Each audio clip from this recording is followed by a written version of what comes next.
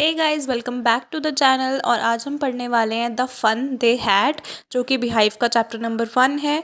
I hope आपने last videos देख ली होंगी। तो चलो इसको स्टार्ट करते हैं। तो इस चैप्टर में बेसिकली फ्यूचर की बात हो रही है कि फ्यूचर में बच्चे कैसे पढ़ेंगे।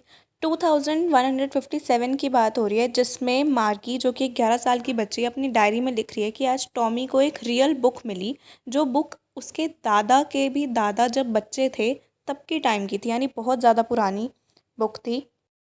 और उसके सारे पेजेस जो थे वो येलो थे और क्रिंकली थे, यानी कि उसमें बहुत सारे रिंकल्स थे और बहुत सारे फोल्ड्स थे उस बुक के पेजेस में। फिर वो बोलते हैं कि क्या फ़ायदा इस बुक का जिसको हमने एक बार पढ़ा और उसके बाद फेंक दो। इससे अच्छा तो हमारी स्क्रीन है जिस पर हम मिलियंस ऑफ बुक्स को डाउनलोड कर सकते हैं और वो रीयूज़ भी हो सकती है। फिर मार्गी टॉमी से पूछती है कि तुम्हें ये बुक कहाँ मिली, और टॉमी बुक पढ़ने में इतना बिजी होता है कि वो उसकी तरफ बिना देखे इशारा करता है कि उसको ये बुक अपने घर में मिली, एटिक में। एटिक का मतलब है एक छोटा सा रूम, स्टोर रूम टाइप का, उसको एटिक बोलते हैं। मार्गी वॉज स्कॉर्नफुल। स्कॉर्नफुल का मतलब है कि आपको ऐसा दिखाना कि आपको लग रहा है कि कोई चीज़ बिल्कुल वेस्ट है, उसकी कोई वैल्यू नहीं है। जब टॉमी मार्गी को बताता है कि वो बुक स्कूल के बारे में है, तो मार्गी बोलती है कि स्कूल स्कूल के बारे में कोई क्या ही लिख सकता है। मार्गी को हमेशा से स्कूल से नफ़रत थी, बट अब उसको स्कूल और भी ज़्यादा ख़राब लगने लग गया था, क्योंकि जो उसकी मैकेनिकल टीचर थी वो उसको बार बार जियोग्राफी के टेस्ट दिए जा रही थी, एक के बाद एक, और जिसमें उसके मार्क्स पहले से भी कम आते जा रहे थे हर बार।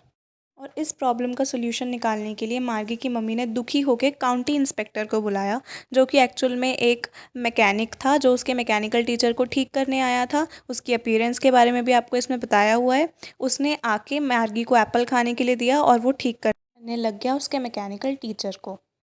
मार्गी प्रे कर रही थी कि उस मैकेनिक को दोबारा से टीचर ठीक करना ना आए, ताकि उसको दोबारा से टेस्ट ना देने पड़े और वो ख़राब ही पड़ा रहे।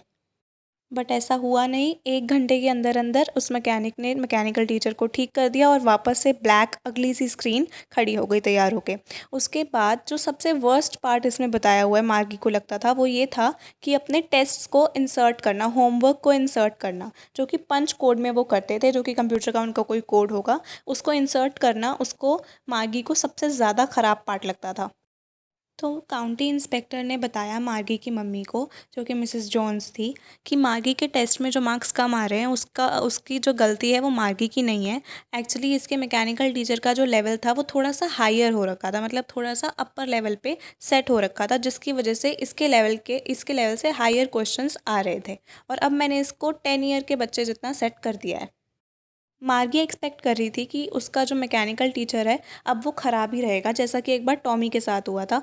टॉमी के हिस्ट्री टीचर को भी ठीक करने के लिए एक बार मैकेनिक ले गया था और 1 महीने के बाद देने आया था। तो मार्गी को लग रहा था कि उसको भी 1 महीने की छुट्टी मिल जाएगी, बट ऐसा नहीं हुआ। उसका मैकेनिकल टीचर ठीक हो गया।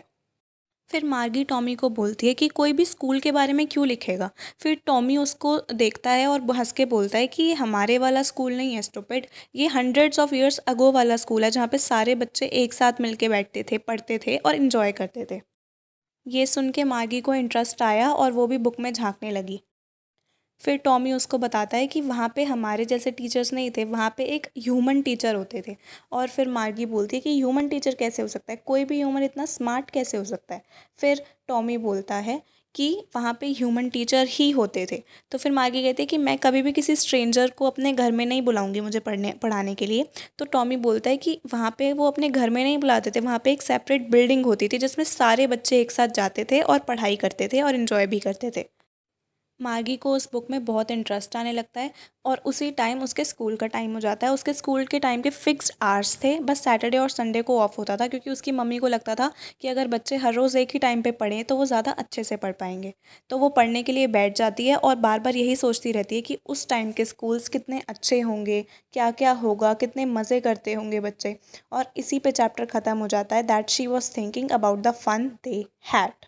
इसीलिए इस चैप्टर का नाम भी यही है, द फन दे हैड। ये हमारे बारे में बात हो रही है अभी।